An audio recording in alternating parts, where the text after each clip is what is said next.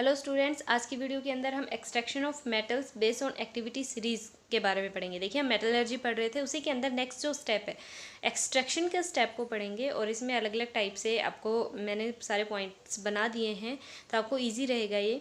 Extraction of metal based on activity series, हमने एक activity series पढ़ी थी, अगर आपको ध्यान हो प्रीवियस वीडियोज़ के अंदर मैंने आपको बताया है। ये एक सीरीज़ होती है जिसमें जो एलिमेंट्स होते हैं उन्हें उनकी एक्टिविटी के अकॉर्डिंग, उनकी रिएक्टिविटी के अकॉर्डिंग अरेंज किया हुआ होता है। सबसे ऊपर पोटेशियम रखा हुआ होता है जो कि सबसे ज़्यादा रिएक्टिव है, एंड देन स्लोली उनकी रिएक्टिविटी कम होती जाती है और डाउनवर्ड डायरेक्शन के अंदर हम उन्हें लिखते चले जाते हैं, एक सीरीज़ के अंदर मेंटेन कर देते हैं। तो उसे ही हम क्या कहते हैं, एक्टिविटी सीरीज़ के नाम से जानते हैं। अब यहाँ पे सबसे पहले हम बात करेंगे extraction of metals present low in the activity series. जो एक्टिविटी सीरीज़ के अंदर सबसे डाउनवर्ड डायरेक्शन के अंदर जो मेटल्स प्रेजेंट हैं उनके बारे में बात करेंगे कि उनका एक्सट्रैक्शन किस तरीके से करें। तो देखिए, सिल्वर, गोल्ड और प्लेटिनम जो है ये फ्री स्टेट या फिर नेटिव स्टेट के अंदर प्रेजेंट रहती है, हमेशा इसी स्टेट में प्रेजेंट रहती है और इजीली अगर कोई चीज़ फ्री स्टेट के अंदर प्रेजेंट है तो उसे आइसोलेट करना भी इजी होता है हमारे लिए, है ना। ये बात हमें पता है कि ये नेटिव स्टेट के अंदर रहेंगी, फ्री स्टेट के अंदर रहेंगी, किसी भी कॉम्प्लेक्स वगैरह के अंदर कन्वर्ट नहीं होती, तो इन्हें ईजिली हम आइसोलेट कर सकते हैं।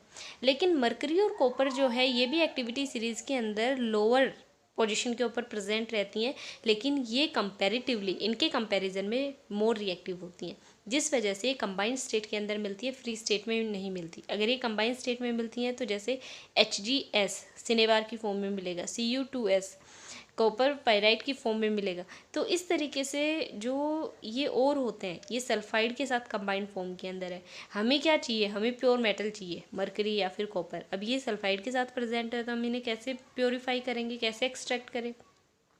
तो सबसे पहले कह रहा है जो भी और आपके पास है उसे ऑक्सीजन के साथ हम हीट करेंगे, ठीक है। जब स्ट्रॉन्ग हीट किया जाएगा तो ये कन्वर्ट हो जाएगा, जो भी सल्फाइड और है, जो भी और है हमारा, वो ऑक्साइड फॉर्म के अंदर कन्वर्ट हो जाएगा। साथ में SO2 बनी है, ये गैसेस फॉर्म के अंदर रहती है, तो जैसे ही बनेगी एटमॉस्फेयर के अंदर चली जाएगी, इवॉल्व आउट हो जाएगी। अब ये ऑक्साइड फॉर्म के अंदर जैसे ही आएगा, फर्दर जब इसका ट्रीटमेंट किया जाता है तो ये ऑक्सीजन जो है वो मरकरी को छोड़ के O2 की फॉर्म में चला जाएगा, और ऑक्सीजन भी गैसेस फेज के अंदर प्रेजेंट रहता है, तो ये भी यहाँ से इवॉल्व हो जाएगी और पीछे सिर्फ क्या बच जाएगा, प्योर मरकरी बच जाएगा हमारे पास। और यही हम चाह रहे हैं कि एक्सट्रैक्ट कर ले मेटल को, और यहाँ पे मेटल अलग से ही मिल गई। साइड प्रोडक्ट तो ऑक्सीजन है, गैस है जो कि अपने आप ही अलग हो जाएगा इससे, और ये लिक्विड स्टेट के अंदर हमें ऑब्टेन हो जाएगी। सेम कंडीशन रहती है जब कॉपर का एक्सट्रैक्शन किया जाता है। अब बात करते हैं हम extraction of metal present in the middle of the activity series. उन मेटल्स के बारे में जो मिडिल में प्रेजेंट है, बीच में प्रेजेंट है एक्टिविटी सीरीज़ के अंदर। उनके अंदर कौन कौन सी मेटल्स आती हैं, जिंक, आयरन, कॉपर, क्रोमियम, निकल, कोबाल्ट, लेड, ये सारी की सारी इन बिटवीन आती हैं, उनमें मिडिल के अंदर प्रेजेंट रहती हैं। तो इन्हें सेपरेट आउट करने का, इन्हें एक्सट्रैक्ट करने का कुछ स्पेशल मेथड्स होते हैं जो काफ़ी इंपॉर्टेंट भी हैं। ये जो मेथड है ये काफ़ी इंपॉर्टेंट भी है। सबसे पहले बात करेंगे हम कैल्सिनेशन और रोस्टिंग प्रोसेस की। दोनों प्रोसेस मैं आपको एक साथ ही बताने वाली हूँ, तो आप थोड़ा सा ध्यान देंगे इस चीज़ के ऊपर। देखिए, जो कैल्सिनेशन प्रोसेस होती है ये हमेशा करवाई जाएगी in the absence of air और लिमिटेड सप्लाई ऑफ ऑक्सीजन। या तो बहुत ही कम अमाउंट के अंदर ऑक्सीजन की सप्लाई हो, या फिर अब्सेंस ऑफ एयर ही कर दें, हम बिल्कुल भी सप्लाई ना करें। तो उस टाइम पे जो प्रोसेस होगी, जो हीटिंग मेथड होगा, जो सेपरेशन एक्सट्रैक्शन प्रोसेस होगी, उसे कैल्सिनेशन के नाम से जाना जाता है। एक्चुअल में यहाँ पर ऑक्साइड फॉर्म के अंदर कन्वर्ट हो जाता है जो भी और होता है। मेनली जो ओर्स यूज़ किए जाते हैं वो हाइड्रेटेड और होते हैं या फिर कार्बोनेटेड और होते हैं, जिन्हें किस में कन्वर्ट कर दिया जाता है, ऑक्साइड फॉर्म के अंदर। कौन कौन से और होंगे, हाइड्रेटेड और या फिर कार्बोनेट ओर्स, और इसे किस में कन्वर्ट कर देंगे, ऑक्साइड फॉर्म के अंदर। जैसे फॉर एग्जाम्पल ZnCO3 प्रेजेंट था, इसे जब हम हीट करेंगे तो ये कन्वर्ट हो जाएगा ZnO के अंदर और CO2, यानी साइड प्रोडक्ट यहाँ पे क्या बनेगा, या तो CO2 होगा साइड प्रोडक्ट, या फिर क्या हो सकता है, H2O हो सकता है। तो हमेशा साइड प्रोडक्ट इसके अंदर CO2 या फिर H2O रहेंगे, और ये ऑक्साइड फॉर्म के अंदर कन्वर्ट हो गया, कार्बोनेट फॉर्म में था, किस में चला गया, ऑक्साइड में। इसी तरीके से CaCO3 है, इसे जब हीट करेंगे तो ये भी CaO + CO2 में कन्वर्ट हो जाएगा।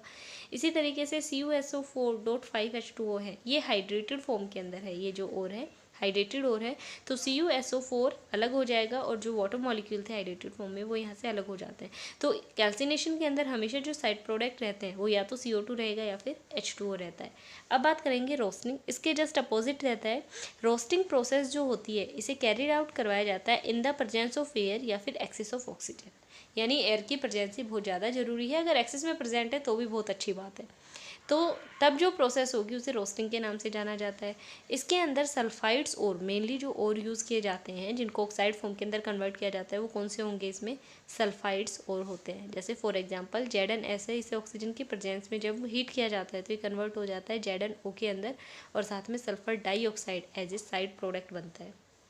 यहाँ पे देखिए साइड प्रोडक्ट भी दोनों के अंदर अलग अलग बन रहे हैं। यहाँ पे तो CO2 और H2O बन रहा था और यहाँ पे क्या बन रहा है, SO2 बन रहा है। लेकिन हमारा जो और था वो किस में कन्वर्ट हो चुका है, ऑक्साइड के अंदर, इसमें भी और इसमें भी। ठीक है, तो मेनली ऑक्साइड में कन्वर्ट होते हैं। ये फर्दर जैसे यहाँ पे कॉपर सल्फेट की फॉर्म के अंदर प्रेजेंट है ये, तो इनका थोड़ा अलग हिसाब किताब होता है। फर्दर अगर हम करेंगे तो ये भी ऑक्साइड फॉर्म के अंदर कन्वर्ट हो जाता है। तो ये कैल्सिनेशन और रोस्टिंग है, काफ़ी इंपॉर्टेंट है, आप इसे अच्छे से करें।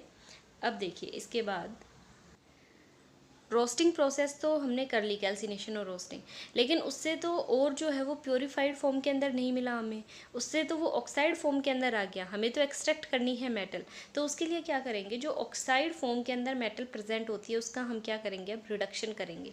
तो रिडक्शन के लिए जब भी रिडक्शन किया जाता है किसकी प्रेजेंस में, in the presence of carbon, तो इस प्रोसेस को जाना जाता है स्मेल्टिंग के नाम से। किस नाम से जाना जाता है, स्मेल्टिंग। और इसके अंदर क्या होता है, कार्बन की प्रेजेंस में रिड्यूस किया जाता है, रिडक्शन करवाया जाता है। उन जो ऑक्साइड के अंदर कन्वर्ट किया है ना जो मेटल हो, उनका क्या करवाते हैं हम, रिडक्शन करवाएंगे।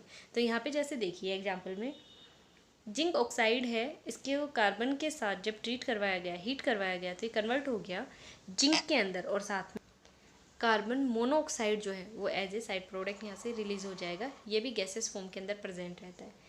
ठीक इसी तरीके से PbO है, कार्बन के साथ इसे ट्रीट करवाया, हीट करवाएंगे तो ये भी लेड के अंदर कन्वर्ट हो गया, साथ में CO बनेगा। अब देखिए यहाँ पे प्योर जो अलग से मेटल जो थी ना वो अलग एक्सट्रैक्ट होती चली जाएगी। ऑक्सीजन जो था ऑक्साइड फॉर्म के अंदर था वो ऑक्सीजन रिमूव हो गया, कार्बन के साथ कंबाइन होकर कार्बन डाइऑक्साइड कार्बन मोनोऑक्साइड बना दी। इसी तरीके से Fe2O3 है, इसे कार्बन मोनोऑक्साइड के साथ ही ट्रीट करवा दिया, CO के साथ ही करवा दिया। सिंपल कार्बन नहीं भी अगर यूज़ करते हैं, CO भी यूज़ करते हैं तो भी किस में कन्वर्ट हो जाएगा, ये Fe के अंदर, और क्या मिलेगा हमें, CO2 मिल जाएगा। तो हमें सिर्फ मेटल एक्सट्रैक्ट करनी थी और इस मेथड के थ्रू हमें मेटल जो है वो मिल जाती है। कैल्सिनेशन, रोस्टिंग और स्मेल्टिंग जो वर्ड है, ये जो टर्म्स है ना ये इंपॉर्टेंट है, इन्हें अच्छे से आप नोट्स के अंदर इंक्लूड कर लें और इन पे थोड़ा ध्यान भी देंगे। इसके बाद नेक्स्ट जो है, अब देखिए इसके अंदर नेक्स्ट जो है extraction of metals present high up in the activity series, यानी ऐसी मेटल जो एक्टिविटी सीरीज के अंदर हाई पोजीशन के ऊपर प्रेजेंट है, यानी सबसे टॉप पे प्रेजेंट होंगी जिनकी रिएक्टिविटी बहुत ज़्यादा हाई रहती है। जैसे देखिए यहाँ पे potassium, sodium, calcium, magnesium, aluminium, ये सारी की सारी क्या है, रिएक्टिविटी सीरीज जो होती है उसके अंदर काफ़ी हाई पोजीशन के ऊपर प्रेजेंट रहती है। इनफैक्ट पोटेशियम तो फर्स्ट नंबर पर प्रेजेंट रहती है। तो इनकी केमिकल एक्टिविटी जो है वो भी ज़्यादा रहेंगी, ज़्यादा रिएक्टिव है ये। तो इस टाइप की जो मेटल्स होती हैं उन्हें एक्सट्रैक्ट करने के लिए इलेक्ट्रोलाइटिक रिडक्शन मेथड का यूज़ किया जाता है। कौन से मेथड का यूज़ किया जाता है, इलेक्ट्रोलाइटिक रिडक्शन मेथड।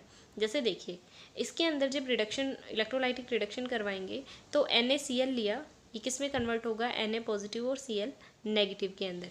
एक्चुअल में जो इलेक्ट्रोलाइटिक रिडक्शन होता है इसके लिए हम एक इस तरीके का डायग्राम यहाँ पे प्लॉट करेंगे। 2 इलेक्ट्रोड्स इसके अंदर डाले जाते हैं, ठीक है, और यहाँ पर इसे कनेक्ट करवा दिया जाता है बैटरी से और इसके अंदर सॉल्यूशन फिल कर दिया जाता है।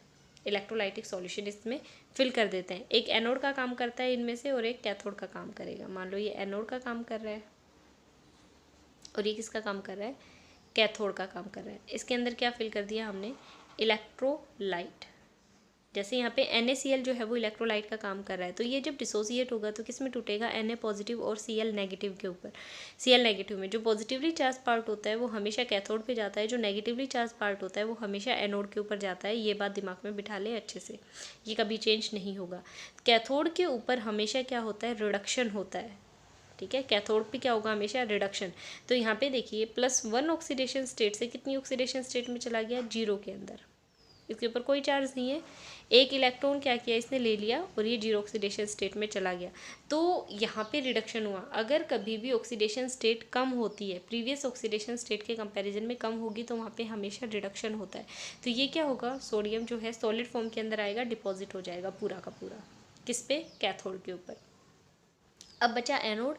एनोड के ऊपर क्या होता है, ऑक्सीडेशन होता है। अगर इसके ऊपर ऑक्सीडेशन होगा तो Cl नेगेटिव क्या करेगा, Cl में कन्वर्ट होगा और एक इलेक्ट्रॉन इसने रिलीज कर दिया।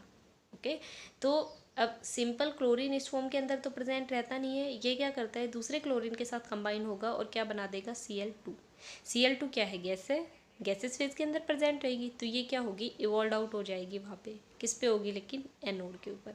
और सोडियम कहाँ डिपॉजिट होगा, कैथोड के ऊपर। तो इस चीज़ का ध्यान रखना, ये है हमारा इलेक्ट्रोलाइटिक रिडक्शन मेथड, जो उन एलिमेंट्स के लिए, उन मेटल्स के लिए यूज़ किया जाता है जिनकी पोजीशन एक्टिविटी सीरीज़ के अंदर हाई होती है। ओके, तो आप ये अच्छे से प्रिपेयर कर लेंगे कंप्लीट। अगर आप चाहें तो इनका स्क्रीनशॉट लेके अपने नोट्स के अंदर इंक्लूड भी कर सकते हैं, काफ़ी अच्छा मटेरियल है। थ्योरी पोर्शन जो है वो मैंने देखो यहाँ पर नहीं लिखा है, सिर्फ मैं आपको जो वर्ड्स बोल के बता देती हूँ वो थ्योरी भी इम्पोर्टेंट होती है, तो वो भी आप अपने नोट्स के अंदर इंक्लूड करें।